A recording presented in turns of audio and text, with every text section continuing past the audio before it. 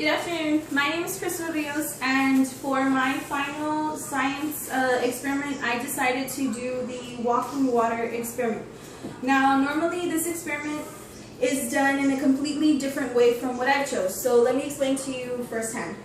Normally the walking water experiment is you combine a total of maybe 3 or 4 cups, and then 2 of the cups are going to have water with some type of food coloring, and then 1 cup in the middle is not going to have any water. Therefore, then you're going to put 2 paper towels, and each cup is going to have a different color of food coloring. Then when the water is absorbed by the paper towel and it walks over to the empty cup, a new color is going to be created. However, I decided rather than do that, that's already been proved to work, I wanted to test out something different, so I decided to experiment on 2 different wipes that we use every day and can be bought at your local H-E-B, Walmart, or any grocery store. So my question is, will water walk faster through a paper towel versus a toilet paper? Now, my hypothesis is that I believe that water will walk faster through toilet paper versus the paper towel, for the reason being that toilet paper is a lot thinner than your paper towel.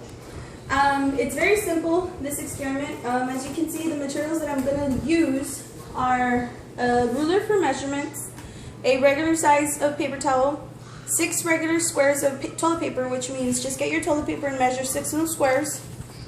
You're going to have a choice of using whichever 2 colors of food coloring. In this case, I'll show you later with my prints that I chose blue and red. Each of my water cups had 3 drops each of food coloring.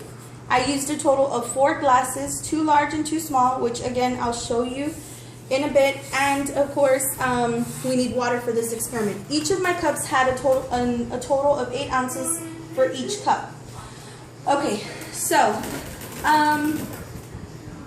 this is what it looks like to begin with. As you can see, here are my 2 cups, and each are filled with 8 ounces of water.